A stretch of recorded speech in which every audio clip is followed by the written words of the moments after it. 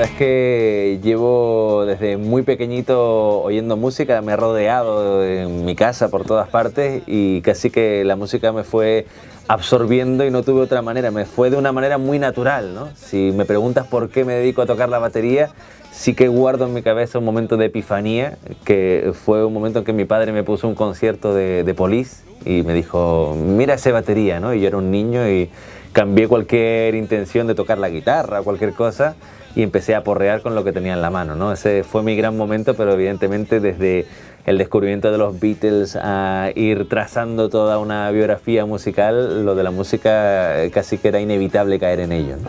Tengo un recuerdo muy claro, además coincide con mis comienzos musicales, ¿no? Mis primeros pinitos como grupo, uno va intentando, se emociona con sus primeras canciones, piensas que lo que estás haciendo importa mucho y de repente había un run run de que había una banda canaria que sí que estaba haciendo algo que había que prestarles atención, ¿no? Y además hacían algo que nos sonaba como muy exótico a los que intentábamos hacer música y era el eclecticismo, ¿no? El poder tocar todos los estilos de repente en una canción, eran como muy puncarras, de repente hacían el reggae fantásticamente y además me habían hablado de que tenían una fuerte influencia de Police, que era uno de mis grupos insignia. Entonces nada, salió el disco El Crimen Perfecto y me llamó mucho la atención, me gustaron las canciones, me gustaban los guiños que también habían a los Beatles, fue un disco que me gustó mucho.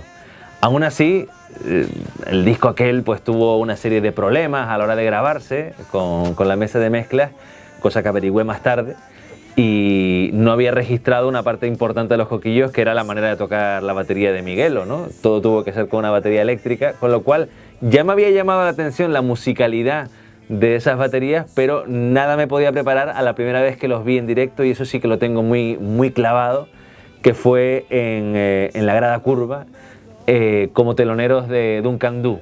Y creo que además esa noche, yo no sé si para ellos lo es, yo creo que fue una noche muy importante para los coquillos, porque la mayor parte de los que estaban ahí iban a ver a Duncan Du.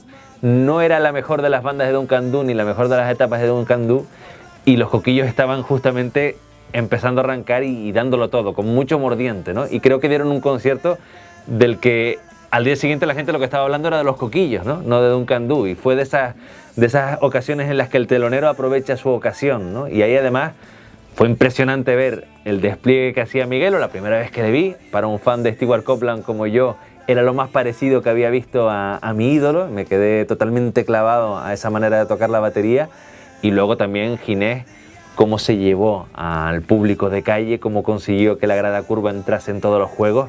No era normal ver a nadie, ni siquiera de la escena nacional, pero mucho menos a un grupo canario consiguiendo lo que solo habíamos visto hacer a otro tipo de estrellas, ¿no?, en la tele. Creo que la diferencia entre los coquillos y otros grupos es que tenían una ética de trabajo muy clara, ¿no? Además, se les notaba, habían decidido que esto era algo muy serio, se veían todos los días, trabajaban todos los días hacia algo. Y luego, aparte del instinto pop que tuvieran que tener, pues supieron conectar con la gente, supieron tocar una serie de temas que la gente no estaba acostumbrada a que se los cantasen, ¿no? Perdieron el miedo y quizás ese complejo que podemos tener, ¿no?, los isleños, de que lo nuestro no suena bien, de que no se puede hablar de nuestras cosas, y pensaron de una manera bastante acertada que igual que un tío en Wisconsin te canta sobre su cabaña, pues que ellos podían hablar de las cosas que estaban pasando en nuestros barrios, en nuestras televisiones, en nuestra política, y eso yo creo que lo hicieron con mucha gracia y acabó calando, ¿no? Quizás también fue, digamos, su gran plataforma y también su gran techo, ¿no? Porque con eso se estaban marcando un camino que cuando quisieron también demostrar que tenían una sensibilidad pop muy marcada y más universal, fue un poco de freno, ¿no? Eso es una percepción que yo puedo dar, es decir, fue la bendición y la maldición de los coquillos al mismo tiempo, pero en aquel momento era lo que la gente necesitaba y supieron verlo fantásticamente, aparte de el carisma que tenían en el escenario y cómo, sobre todo en la figura de Ginés como frontman, podía manejar y venderle eso a la gente de una manera impecable. Ginés era un frontman, lo sigue siendo, ¿no? Lo lleva dentro y le sale de manera natural, que es lo mejor, no tiene que forzarse. Sabemos que Él nació para ser estrella del rock, aunque luego se meta en la biblioteca y tenga que ocultarlo, pero él nació para hacerlo. Y cuando los Coquillos empezaron, él siempre se subía arriba como si fuera el dueño de la sala, ¿no? Él sabía que él podía conseguir que la gente estuviera con él, y esa socarronería la vendía perfectamente, que era ideal y casaba muy bien con el mensaje de los Coquillos, con lo que había detrás de las letras, con lo cual tiene un papel fundamental porque él vendía como nadie lo que se suponía que los Coquillos estaban vendiendo, ¿no? La canción que a mí más me pareció redonda de los Coquillos fue El Bufón, también El Maná, que son dos canciones bastante hermanadas, o al menos pude disfrutarlas casi al mismo tiempo. Yo iba mucho a su local y veía el trabajo que estaban haciendo en la época de Ángel Guardián.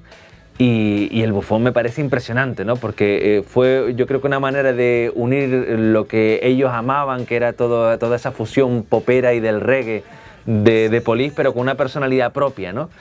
Quizás el hecho de que fuera una letra de Antonio Machado en lugar de las letras que hacía Chabanel, pues le dio un carácter más universal sin quererlo a la canción, y me parece que aguanta muy bien el paso del tiempo, ¿no? Esto no estoy diciendo nada en contra de las letras de los Coquillos, pero sí que evidentemente ahí partían de algo más abstracto, ¿no? Y que les sentaba muy bien, y yo creo que en lo instrumental además ahí estaban todos perfectos. Es una canción muy redonda y me gusta ver que todavía sigue viva y la siguen rescatando. El Maná también me parece una gran canción de pop por más o menos las mismas razones, ¿no? Pero son algunas de las canciones que quizás no están en la primera fila de lo más conocido, pero que yo creo que forman parte de la mejor parte de la obra de los Coquillos.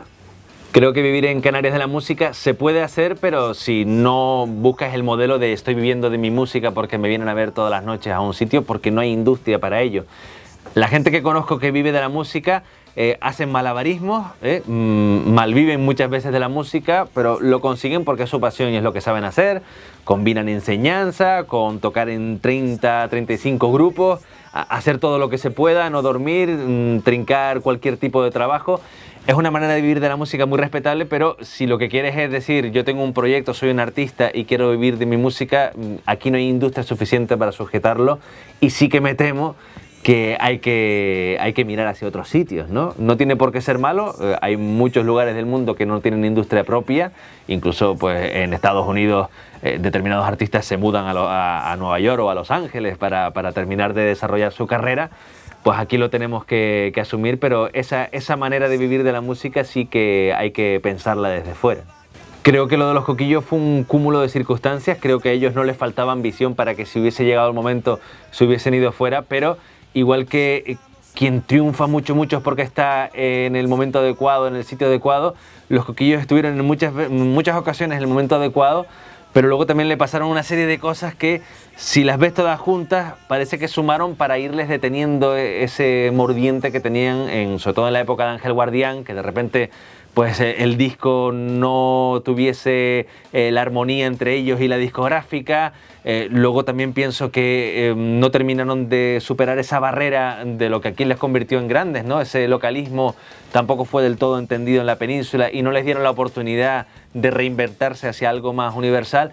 Quizás, y más cosas que se me pueden escapar, ¿no? Pero que hubo una serie de circunstancias, no creo que a ellos les faltase ni hambre ni cualquier tipo de decisión para que si hubiese llegado el momento lo hubiesen hecho, ¿no? Es un misterio y una de las historias frustradas, ¿no? El que los Coquillos no gobernasen a nivel nacional como lo podían haber hecho. Estaban preparados y desde la península quienes los veían en directo reconocían que era un grupazo. Y bueno, ahora queda como un recuerdo, ¿no? Para muchas personas que conocen el pop nacional desde la península, queda como para un pequeño recuerdo, pero muy digno, ¿no? Y a nivel local, al menos, es tan grande su eco que casi que cruza charcos, ¿no?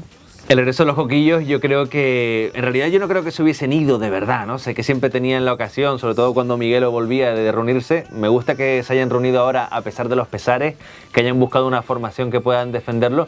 Y me ha gustado ver cómo el contexto de repente parece preparado para ellos, ¿no?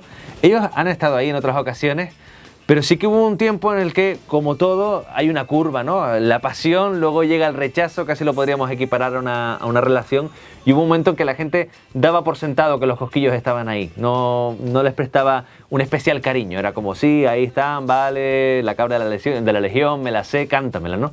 Ahora de repente sí, hay una necesidad y el público les está abrazando como que les echaba de menos, ¿no? Son las curvas de la nostalgia y me encanta ver que esa curva ha llegado y que les ha pillado a ellos con ganas y tan en buena forma, ¿no? Que la gente está disfrutando de los conciertos, con lo cual es un regreso perfecto y espero que dure todo lo más. No tienen por qué volverse a ir más, ¿no?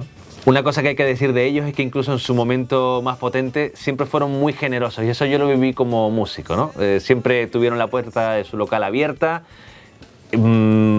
compartían todo, les gustaba animar, ¿no? a gente que como yo ahí estaba empezando y que se sentía muy chiquitito respecto a lo que ellos estaban consiguiendo, animarles a que consiguieran cosas y eso yo creo que es un papel muy importante. Yo no lo he olvidado, ¿no? El saber que tú puedes estar consiguiendo cosas, siempre hay que ser consciente de que consigas lo que consigas, todavía eres uno más en esa carrera y que puedes ir ayudando a los que están a tu lado y que una escena como la Canaria, por ejemplo, no tiene sentido si la hace uno solo, o sea, se construye apoyándonos entre todos y así haremos que la escena sea más grande, ¿no? Estar con rivalidades entre grupos es algo absurdo y quizás ellos fueron de los primeros grupos que vi que quitaron un poquito ese famoso pique que podía haber entre artistas locales, que es absurdo, ¿no? Y fue una lección importante que ellos tenían clara desde el principio.